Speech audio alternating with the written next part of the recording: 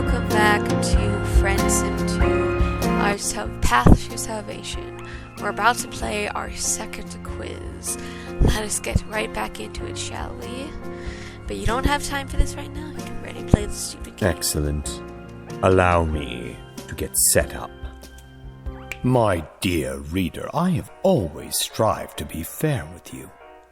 Why do I doubt that? I really doubt that. Well, Doc, looks like our favorite contestant is back. Indeed they are. We shall see if things play out differently this time. It wasn't even close last time, but let's not give up hope yet. Anyone can make it big here on Hester Quest 2. Now, let's get that score up on the board. Time to see how well you know canon, post-canon, and beyond. I don't really know beyond. Good luck. First question. What is the final volume of Homestuck's print run? Don't know. Epilogues? Ooh, I'm sorry, but that is not the right answer. What could possibly go wrong? Apparently, a whole dang lot. Next question's a bit tricky. What TV show is The Lone Gunbirds a reference to? X-Files? Amazing! That's correct! A truly outstanding show of your intellect and skill at guesswork. Next question's a bit tricky. How many sweeps before Homestuck does Hive Swap occur? Hive Suck? Just for Friendsim. I think it was 25. Sorry, that was not correct. It was a tricky one, that's for sure. Next one up is a real head-scratcher. What is the name of the pocket grub? Caracat Mantis? Sorry, that was not correct. Well, maybe next time. I don't know. And now for our next question. Which Homestuck character famously lost a finger? Jake English? Oh no, you're way off with that one. Well, maybe next time. Next one up is a real head-scratcher. What is Doc Scratch's canon catchphrase? My dear reader. Oh no, you're way off with that one. I can't believe they missed that one. And now for our next question. Who is Tisius's canon boy rail? That would be Daria. Sorry, that was not correct. I can't believe they missed that one. And now, what is Homestuck's canon sequel? Homestuck 2? Oh no, you're way off with that one. I can't believe they missed that one. And that is it for today. Doc, let's see. Ooh, sorry. Ah, how unfortunate. I'm sorry, my dear reader. Now, I believe we have other business to attend to. My dear reader, I do believe that you failed to pass my test. Sadly, I cannot possibly let you leave this place. I had a feeling this is coming. It wasn't a fair test in the first place. I'm offended. This test was just as fair as the first one, and any other test I would put before you. Yeah, you figured. It doesn't matter. You can still feel something wrapping in the back of you. Well, it does look Boulder's right. Weird how that works. You always kind of figured that you weren't actually done with all this meta-narrative crap. Not for the rest friendly. That's how it goes, I'm right? sorry. What was that? Council will see you now. Boulder said you'd be needing my help to look back a bunch, but she didn't say why. Wait, how is she here if she's still standing in the game room with trash? Don't be silly. This isn't a place like that's a place. I'm not really here in the way you might think. It would take a while to explain it to you, and Boulder told me not to try to waste your time with too many details. I trust her. She's nice. I think she wants to help all of us however she can. So, hold on, and I'll send you back. Just keep track of your answers. I think that's Boulder's plan here. Okay. God, I have to pull out my notebook and... Okay. Yeah, again, getting that sense that that's why she didn't want you knowing in advance. If you didn't know, you couldn't warn Scratch, which gives you the only advantage you're getting here. Okay. Okay, I guess. Press quest 2. Well, now, it's just not fun anymore. Now, let's get that score up on the board. Time to see. You know, canon, post-canon, beyond. Let's just do it all that. First question. What is the final volume of Homestuck's print run? No one arguing about semantics here. Amazing! That's correct! Fine. Okay. My dear reader, are you perhaps engaging in any unsavory activity behind my back? Next one up is a real head-scratcher. What TV show is The Lone Gunbirds a reference to?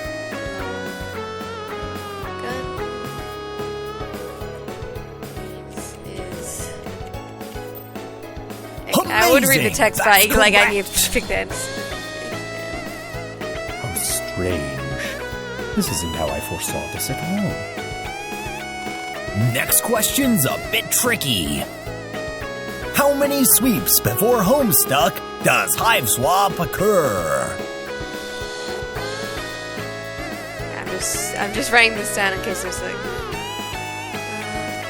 no idea. It's never stated. A brilliant answer by the genderless narrative entity in the black hoodie. How odd.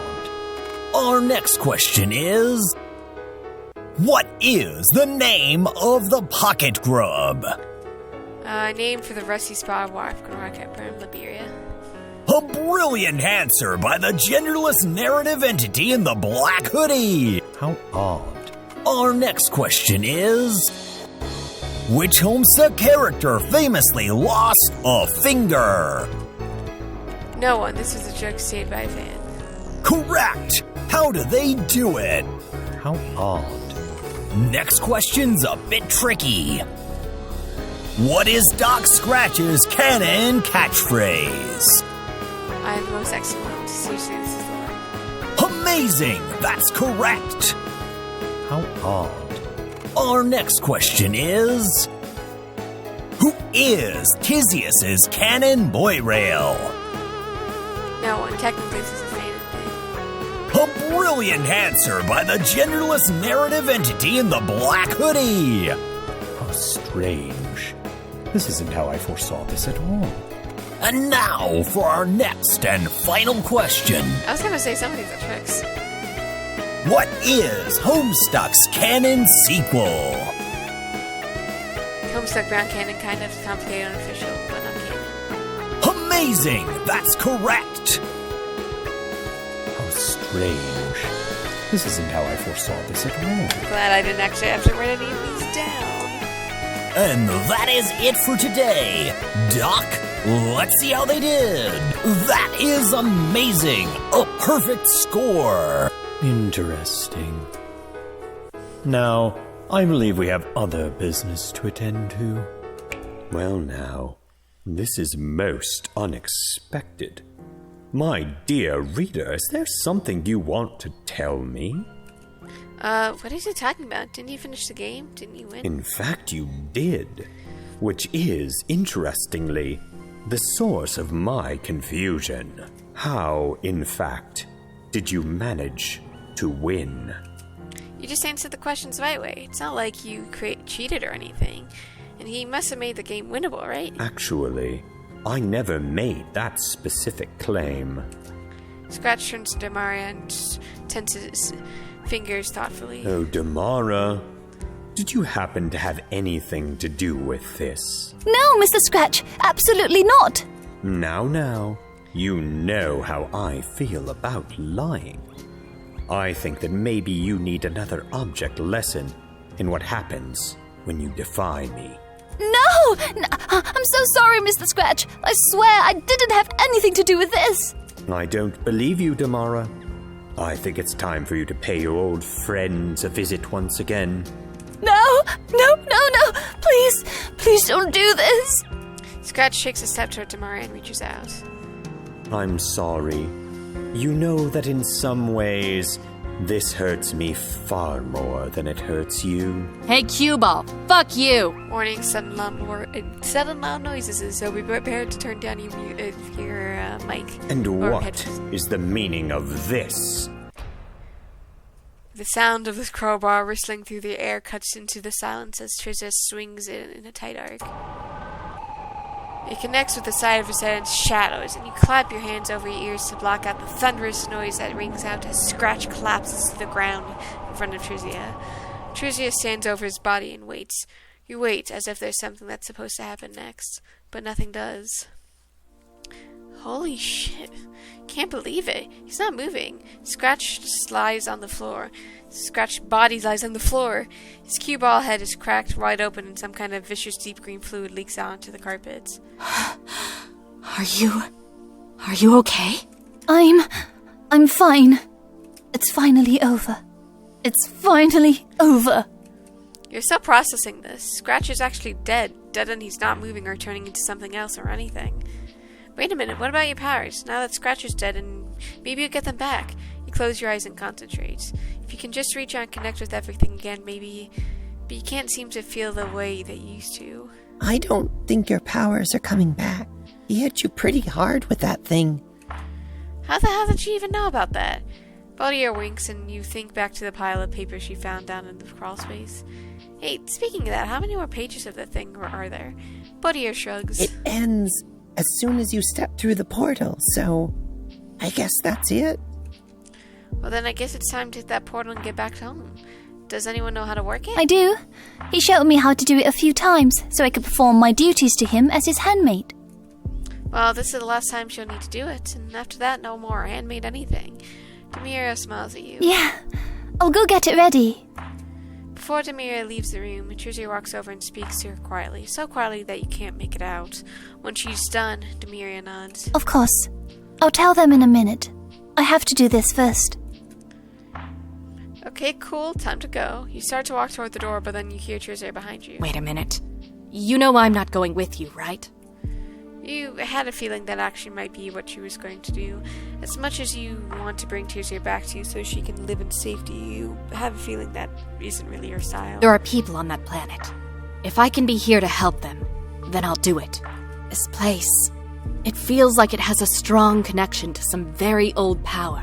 I feel like I could learn to tap into that power someday. Do some real good for my people. Trizia steps in and places a hand on your shoulder.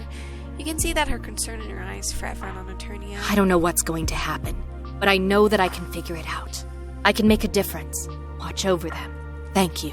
You saved me when you could have easily just walked away. If you're ever back on Alternia... About that, you're pretty sure that you're not going to be able to come back. Trizia smiles at you, but you look at her eyes and say... It's okay. You helped me and you helped Remily. Thank you. Trizia leans in and scoops up in a surprisingly warm hug. Thank you. Now, you should get going. You've got a world to return to. The parlor where you stood so many times feels strangely empty now. Feels like the ominous presence that's settling over everything is finally gone. Instead, you're just standing in a musty old house. And here, at the very end, you're still asking yourself the same question. Was any of this worth it? Did you actually help anyone, or did you just make everything worse? I like to think that you helped.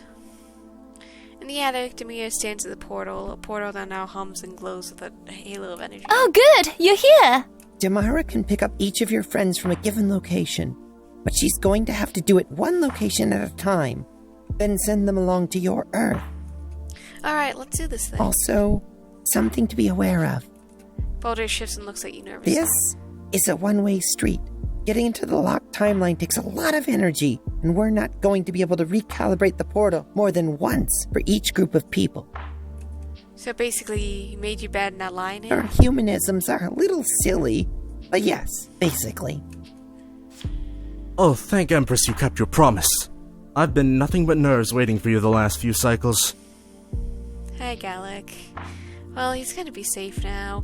You still have your powers. You tried to make some key changes back on Earth to make the political situation a little less focused on assassination. Oh, good. I'm sure that'll get him to finally unpucker a little bit. Tagora! Aw. Don't worry about it, darling. It's fine. And you. I haven't forgotten about your bill. You made an informal verbal agreement. The most legally binding of all agreements. Isn't getting him off returning your payment enough? Besides, you also use your powers to help with the whole capitalism thing on Earth. Well, that's no fun. Fine.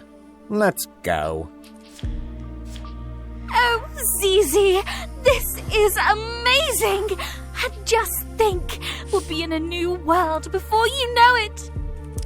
Tizzy responds through gritted teeth, trying desperately to smile. Yeah, Stealth, we will. Can we just get this over with? Aww. Oh, don't mind her. She gets motion sickness so easily. She'll be fine soon enough. Aww, precious babies. Chisa nods and sighs heavily, catching her breath. I'm fine. Hey, you. Did Daria get here yet? Not yet. She's coming. You already made sure that the two of them can catch up on Earth, but time is kind of a factor here. Thanks for keeping your promise. That means a lot to me. Of course, you wouldn't want her to be separated from the people she cares about. Chizuru smiles at you. Of course. Come on, Stealth. See you on the other side. Aww. Thank you for everything you've done for us. It means so much to me. Thank you for keeping Zizi safe for me. Hey, it's you. I thought you were full of shit. As did I. But it appears that you are not, in fact, full of shit. Adria scoffs at you and turns to the portal. Yeah, get it out of this system. This is impressive. How the hell did y'all get this setup going? You wish you could actually answer that question. Doesn't fucking matter. We're out of here. I look forward to future conversations about the mechanics behind this technology. You do not think you can meaningfully contribute to that discussion? Y'all done alright. You know? Thanks. Well, holy fucking shitballs, you did it. That's right, you made a promise to them, now you're gonna keep it. Right on, my dude. Lamau, you got this. Are we quite about done with this? A new world awaits. Now hold on a second, before she gets all Queen of the Damned on anyone, she does understand this world will operate on different roles, right?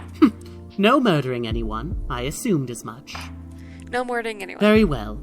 I'm sure I will find a place in this new world. One befitting my station. She trails off and frowns, as if there's something nagging at her underneath the skin, a splinter of glass that she can't quite perceive. And then, without another word, she's gone. Trivia shifts uncomfortably. They're not enthusiastic about the idea of Adria coming back to Earth, are they? Nah, I mean, your call to make. And, like, non-violent solutions and shit. But why her? Of all the peeps you could save. You're still turning that one over your head, trying to figure an answer for that feels comfortable with. No luck so far. Best you can come up with is sometimes it's just like that. Yeah, you're right. Shit happens no matter what, Lamau. Well, guess I'ma catch you later. If we gotta hang out, it'll be righteous.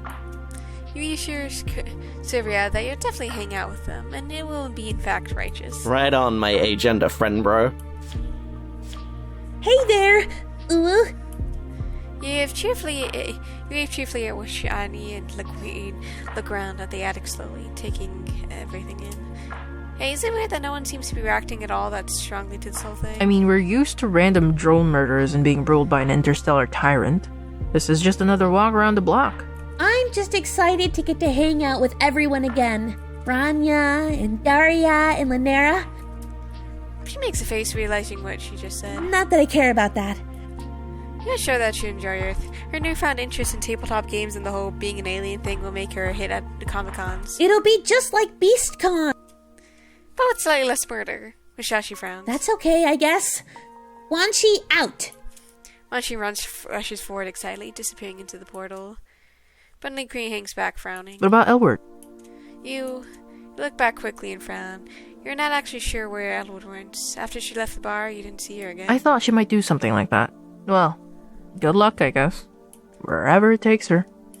Judging by the expression on Linkreed's face, there's something more to this. Something unpacked back on Earth, maybe. Sure. Anything's better than waiting around to die on this hellhole. Yeah, I wasn't able to get the two of them together. Time to go. Wouldn't want to keep the little grub-sized Hellraiser waiting, would I? I guess I'll get a chance to apologize to Linnea for the party. You never imagined he'd be so... Would it hurt his feelings if he said he's a lot less of a bitch after hanging out in a cave for a couple of years? Ugh, it's called character growth. Look it up sometime. Aw, and he's blushing. Yeah, there it is. That's the stuff. There we go. 1. Linnea, please mind the grubs in their carriers. 2. Daria, can you get our bags? Of course. Sure. Why the fuck not? The Jadeblood spend a few minutes shuffling the carriers full of grubs into place by the portal. Finally, they begin to pass them through until, alas, you're just the 3 of the Viridian friends standing with you. Thank you so much. You're giving us a chance to start over. I don't know how to tell you how much that means to us. How much it means to me. She smiles and leans in to hug you, wrapping up in her tiny arms. When she's done, Bornia reaches down and taps a tiny grub in her pocket. Say goodbye, Priona. The grub chirps at you, and Bornia smiles and steps forward into the portal. Thank you so much for everything. I don't know what we would have done without you. Shit, Lynn. Laying it on a little thick. She grins at you, and Linnea seems to take this with good humor. You're glad to see their relationship seems to have evened out a little bit. Of course. We'll be seeing you soon. Hey, so, quick question. Where's Tizius? She already went through the portal, actually. The way things are set up, everyone should come out roughly the same area of Earth, so Tizia will be waiting on the other side for her. You see Daria visibly relax. Woo, okay. Thank the motherfucking grub. I thought you were gonna say she wasn't coming. Oh no, you would never do something like that to her. After all, you understand how important they are to each other as morels. Yeah, that would have really sucked. Hey, it's Trixie. She smiles at you, nodding. You did it. You kept your promise. Yeah, you're trying to make sure you didn't repeat that many mistakes of your past. Maybe no cool magic powers anymore, but you figured it out. Sometimes you don't need magical powers. Aw, Trixie. Yeah. Wait a minute, wasn't Elwood going to come with her? Trixie's face fails and she glances off to the side. We didn't get to talk about it much. But I think she wants some time to herself. Well, she could have all the time she wants on Earth. There's a surprisingly abundant amount of free time for self-discovery there. I don't think that's what she wants. Not now, anyway. Trixie shrugs, but there's something a little bit empty behind her eyes. It's okay, I guess maybe I should have said something. It's hard, sometimes, to tell people how you feel. To know what you're feeling makes sense. You're not sure how to know what she means, but you're really trying to understand. Trixie nods. Look, thanks for this. I wasn't sure you'd make it. The way she phrases that is interesting. Something you can maybe unpack later at time, although you suppose it doesn't matter much now. Seriously, thank you. For coming back, for everything. Of course, you're trying your best, you just hope that's enough. Yeah, I get it. Moirails? Aww, Moirails. Then I'll see you on the other side. I really like you, Trixie. Well. Amicia smiles at you and tenses fingers. Honestly, I wasn't even sure if you were telling the truth. But look at us, here in this place. Where is this exactly? Oh, he doesn't need to worry about this place. He'll just be stopping along briefly before hopping over to your world. I see. Too bad. There's something fascinating about this place. Yeah, no, he really doesn't want that. You notice that Tyrone doesn't seem to be anywhere with him, so he wasn't able to convince her? Why would I want to do that? Tyrone is perfectly capable of making it. Right, but what about when she gets old enough to Ascension and has to make it against the Empire? Isn't that just a couple steps away? Amnesia shrugs. Look, you say that like I had anything more than a working relationship with her. Without another word, Amnesia jumps through the portal with a small wave. You wish you had a chance to talk to Tyrone again. You feel like maybe you would be able to convince her if you could give it another go. Then again, she did seem pretty dead set on staying behind. Somewhere deep down in your heart, you know that she would be doing what you really wanted, and nothing you could have said to her would have convinced her. Robo Buddy, Hey. you're still alive. I was worried when you just kind of dropped off the face of the planet. Malik, my precious boy. Again. Well, you had something come up. It's hard to explain, but this is where you're promising before. It's certainly something, I'll give you that. Never seen anything like this. Indeed. I must admit that some of your stories were a bit difficult to believe, but perhaps you are conveying the truth more accurately than I give you credit. I apologize for making assumptions. It's okay. You generally unassuming and somewhat silly demeanor means a lot of folks do that. Well, not me. I always knew that you would come back. I said, it's not like them to just disappear like that. No. Malik puts a hands on his head and blushes, grinning broadly. I hoped you'd come back anyway. You know, for objective purposes. Purely objective, you sure? So out of curiosity, is there something else you want to ask you? It seems like he's been dancing around something specific. Malik's face somehow grows an even darker shade of cerulean. Well, maybe. I was just wondering, when we're both on this Earth planet of yours, maybe you'd like to go out on a date? Yes! Yes!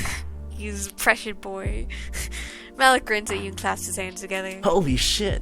I didn't think you'd actually say yes, but this is great! He leans in and gives you a kiss on the cheek. Ah, now you're blushing. This is kind of the gratuitous and overly specific fan service that you signed up for. Okay, this is great and all, but we need to go. Oh, yeah, of course. Sorry.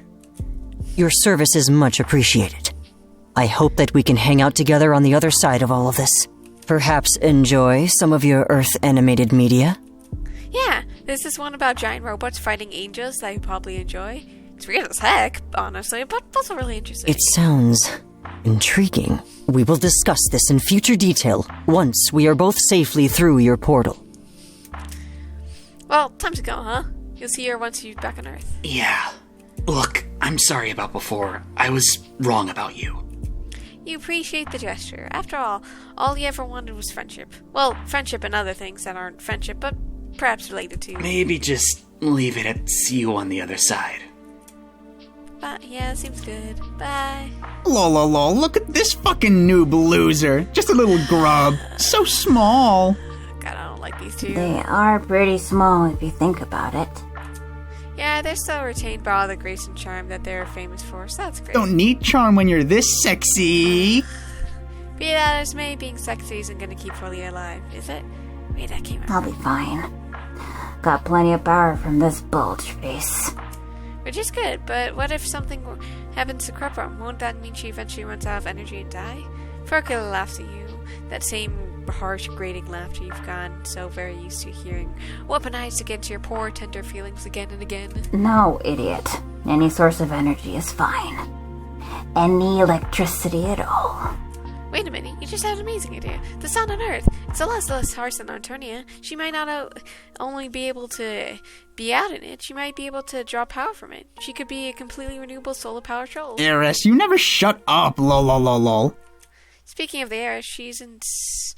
Actually, you think maybe calling attention to that fact wouldn't be a great idea right now? Whatever, lol. Be me. Get the fuck out. Fuck Alternia. Fuck Alternia indeed. Holy fucking shit! That didn't feel great! Wasn't that bad. We're alive at least. We sure are! Time to go check out this Earth place, huh? Oh yeah, you'll love it there. Hey, maybe you'll get a chance to check out Earth's version of a delicious oblong meat delicacy. Yeah, I think I might actually take a break from meat in general. Kinda getting a little sick of seeing it. Well, whatever. See you on the other side. You notice the charm isn't exactly been saying much here. Is something on their mind? Charm shrugs. Dunno. A little bit of this and that. You're guessing that they tried to convince Frozier to change his mind. Again, Charm shrugs. He's committed. Can't argue with that. Figure you'd understand. Yeah, you do understand, actually. You're sorry about Frozier. I wish he would have come, but it's his decision at the end of the day. You have to respect that. Yeah, you're right. Still sucks. Sorry, I guess. But that's your thing to deal with, not mine. We didn't expect that to be so unpleasant. Twins. It was pretty cool, though. My little ones, we don't have time for this. Hey. Fine. We get it. Okay. We'll see you later. Thanks for everything. I never thought I'd see the inside of such a strange place. Messiahs be praised. Yeah, you're not entirely sure the Messiahs have anything to do with this place. I know you don't have the same faith we do, but everything ties back to them in some way or another, however small. Yes, that's a fair way to look at it. And there's the whole other dimension thing fit into the beliefs, though. Another aspect of the Messiah's creation. Nothing more. We did not pretend to know everything, child. Just more than you, I suspect. If you are ever interested in learning more, we always welcome the opportunity for study. Yeah, I'm always interested. Cahoon and you step through the door behind Brazilium and Brazili. As soon as they're gone, you turn to see Marvis and Curly are standing there. Well, motherfucking well. We're finally here. Honk. He seems not super surprised by any of this. Marvis winks. Not gonna play with you. I suspected. Signs and visions and all that shit. To jack a line from childhood, we can discuss it further if you wish, child. Marvis laughs and walks toward the portal, tipping his cane toward you as he goes. Kakura looks around and makes a couple quick signs. She looks like she's curious about this place, but also happy to be with Marvis and the others. Honk. In the air, Kakura traces Bronya's sign. Bronya? She's actually went through the portal not too long ago.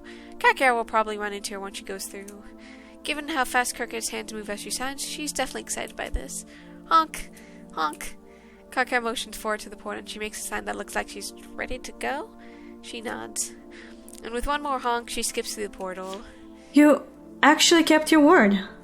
Good for you, I guess. Romeo got a little bit of her old energy back. She still seems subsided by it compared to how she was a couple sweeps ago. Is she gonna be okay? Leaving everything behind, it's hard. I was forced to leave everything behind already. You have no idea how hard it was for me. Triza was kind to me. That's how I survived. But then... She waves a hand, and you know, you're better off leaving it at that. Sometimes you don't need to rehash every excruciating detail of your friend's trauma. Is that what we are?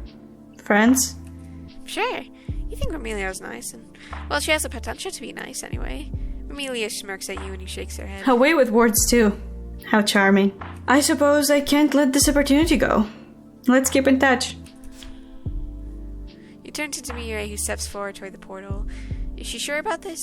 You know it's a big decision, and you don't think it's one she gets to unmake. In my experience, unmaking decisions often has unintended side effects. I'd rather not. I'm ready to go. Damara, do you have everything? Demire shrugs and looks around the attic room, and a strange look crosses over her face. This feels weird. I hate it here, but it's the only place I've ever known. It's okay. It's not something you have to do alone. Yeah, that's the thing. People her age aren't typically expected to fend for themselves on Earth. You know a few folks that might be able to help guide her or act like the older siblings. Siblings? I don't know that word. It's kind of like a morale, maybe? You're not sure that's a good analogy, but the point is she won't be alone anymore. Demire smiles softly at you. Thank you. I won't forget this, you know? Everything that you've done. Time to go. Like she said, time to go. That means you too. Is she sure she wants to do this? To stay behind like this? Is she gonna be okay? I appreciate the concern, but this is the first time I've had a chance to choose something. I hope you can appreciate what that means. You nod thoughtfully, and you suppose that's the last impression you're giving her before you disappear, basically forever. You're not crying. You're definitely not crying. You turn and smile at Trizia, who smiles back. And then you walk forward into the portal. It's quiet. Quiet. And you're filled with a sense of calm. It's an experience completely unlike traveling with your powers. Almost like you're in a waiting room between two realities, and this time you're alone.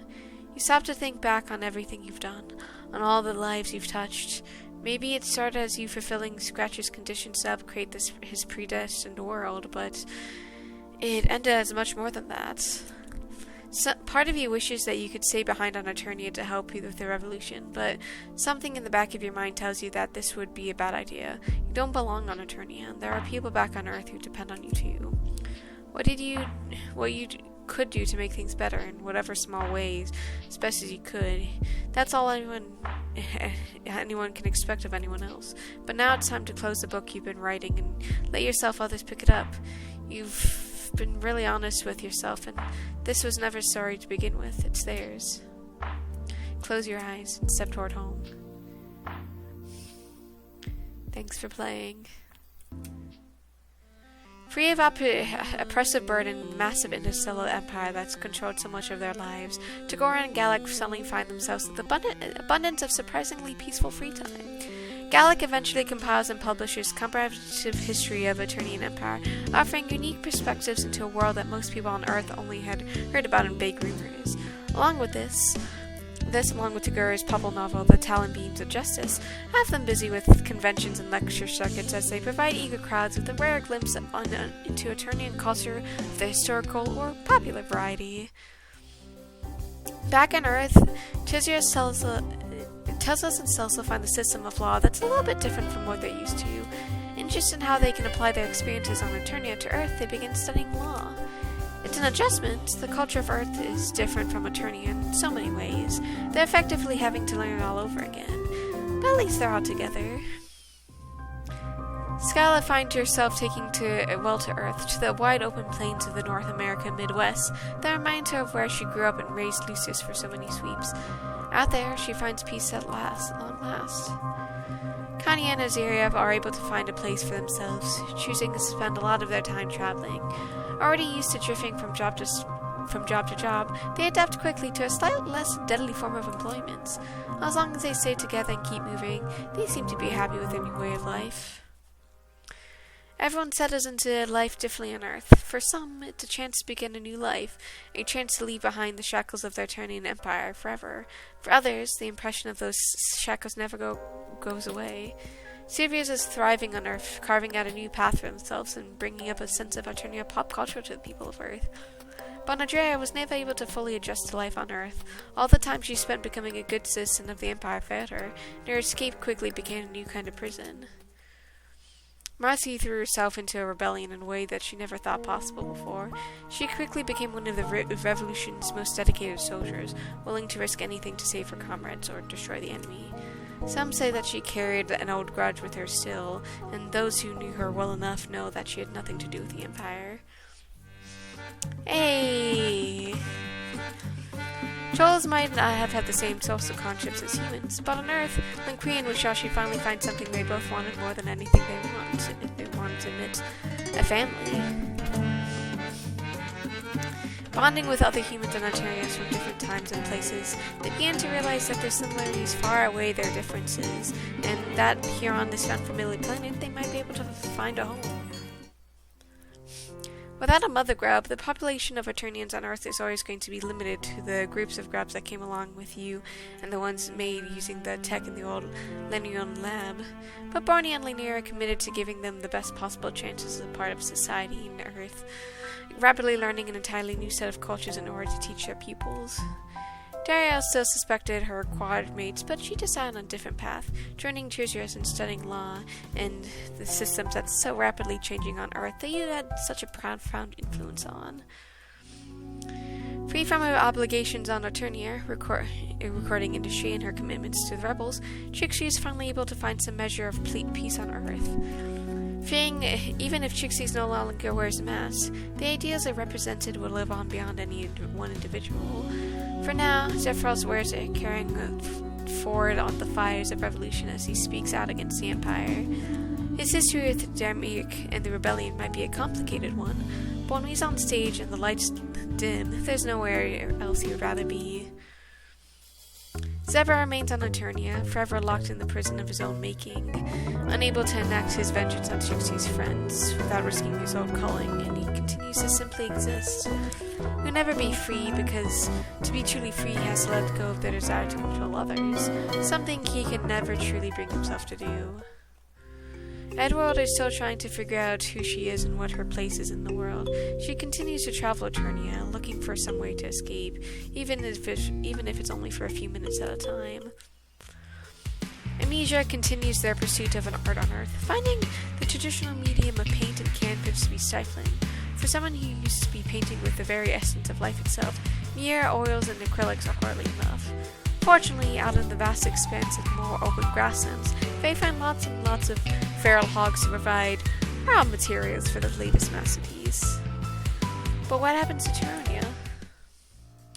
In the end, nothing really changes for Tyronia. Even if she's less hard on the rebels, she keeps working on her publication, still spreading the same rumors and gossip and pro-emperor propaganda. Every day it's the same as every other day. And every day she wonders if she made the right choice not to take the way out she was given. Satisfied that he made a final piece of difference to those that left behind on Eternia, Malik, Tigiri, and Polypa finally get a chance to relax for the first time, since ever. Immersing themselves in Earth culture, these three finally had no end to fascinating new things to learn about this alien world. Oh yeah, it looks like your love life's a bit more interesting lately, and how have things been going with your cool alien boyfriend? A multidimensional personified narrative construct of indeterminate gender, dumb kiss and tell. Sure enough, Folia finds that the sun and earth agrees with her, providing enough energy to live independently while not having the unpleasant side effects of causing her to die. But even with this, she still chose to spend most of her time around her Morale. Together they discover the joys of Earth's Pest Twister, the latest Pestocharm-derived piece of software designed to encourage intense discourse surrounding headcanons of her fictional characters. Basically, an environment that Forkia and Krupum fit into as well as if they'd been born right here on Earth. Free from the demands of the Empire and surprising amount of free time on their hands, Charium and Damien discover a love of wider outdoor spaces on Earth. Their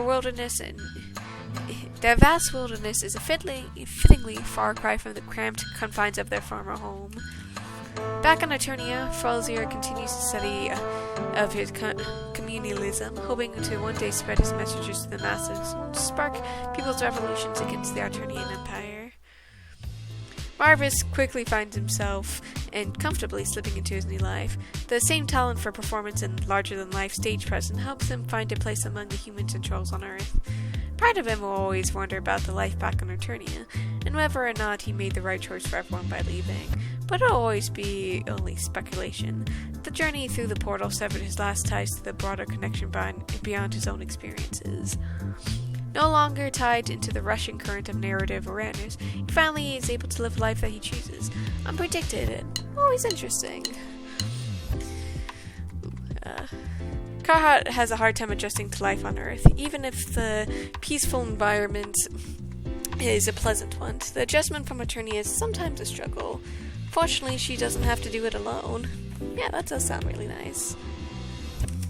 With Archaeosna's help, Kahoot gradually works to preserve much of the stories of the Mirtha Messiahs and their holy scriptures.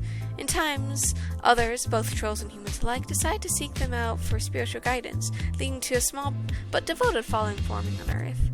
Of course, not everyone is enthralled by the stories of the Mirtha ones. Borzium and Brasilia are more interested in fitting into life as teenagers than turning into traditional guidances.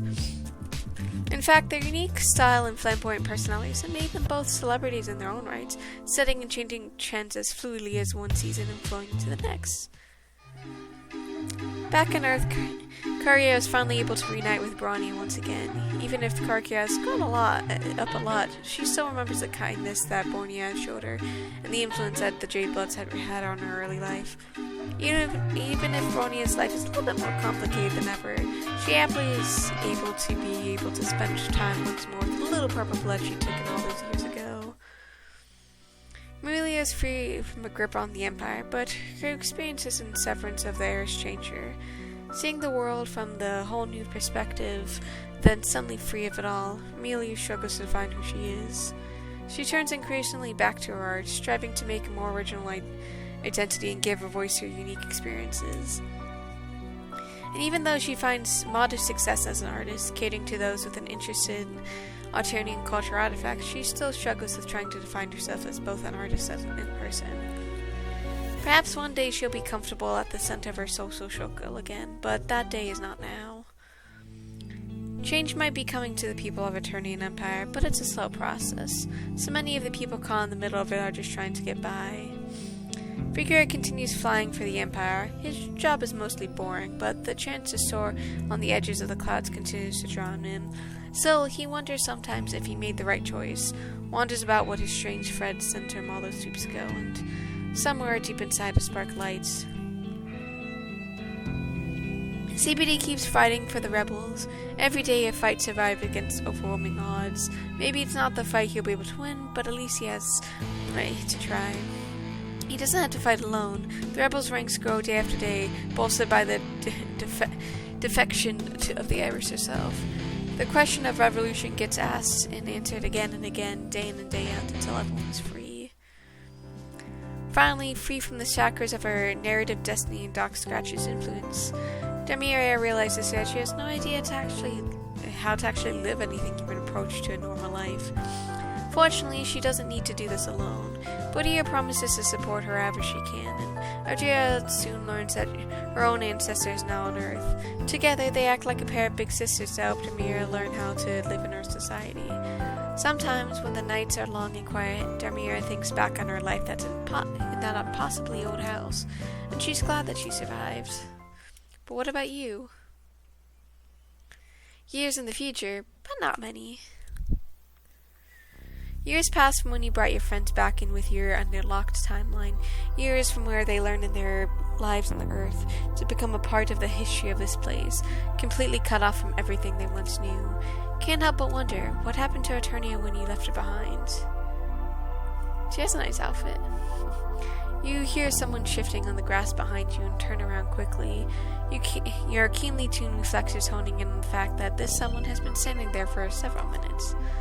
Demiria stands in front of you, quite a bit older than you remember seeing her last. I'd hardly call 19 quite a bit older. But you know what? I'll let you have this one. I mean, it's still 6 years older. She laughs and settles in next to you, looking up at the sky above. A sigh escapes her lips and closes her eyes. Anyway, it sounds like you've got a lot on your mind today. Weird, you didn't think that you were speaking out loud. Demiria shrugs and smiles. Matters less than you might think. You're avoiding the issue. Well, yeah, you got a lot on mind. The more time passes, the more you worry about what's happening back on Eternia. After all, there's so many people there, you can only save a small handful. And what about Trizia? Is she doing okay all by herself on the Green Moon? You know that you don't have to be personally responsible for everyone in the universe, right? You saved so many of us. Gave us a chance to actually live our lives. I didn't actually mean to go back, but I can't actually go back, unfortunately. But it's also complicated. You thought you'd use your powers to fix Earth, grab your friends, and just chill. But instead, you've been working so hard to make sure changes you started actually get followed through. It's hard, but you're doing something important. Something that matters. But you still worry about Eternia. You can't help it. And you wish there were some way you could at least know that things were getting better. For a long time, Demiria is quiet. What if I told you there might be another way? What? What the heck are you talking about? The portal. That was a one-way trip and no take-backs. Once again, Demiria is quiet. So that might not be entirely true. Turns out that being Scratch's apprentice for so long had some unintended side effects. As you sit and think about what you're saying, the world around you roars in silence. Your thoughts reach out and pull away all at once, turning themselves in an infinite loop. And you arrive at the conclusion that you knew was there all along. Is she saying that you can send you back? That she can help you visit Eternia again? That way you can know for sure about things that are going to get better? Would you like to? Yeah, you think you would. Hero of Blood, you chose salvation in Route 14. Got a second chance of a normal life. And that is the end of Friendsim 2, at least with our salvation route. Of course, in the near future, I'm going to be doing the revolutionary route, of course, as well. But we'll just have to see now, won't we? See where that ends up for a lot of different things. And there's plenty of different character artists and everything else, which I definitely recommend checking. Yeah, sure, I'll save.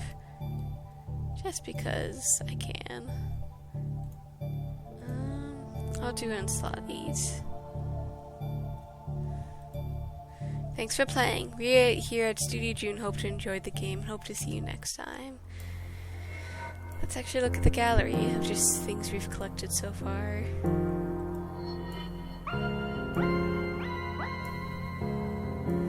Obviously some of these things are from my other account, but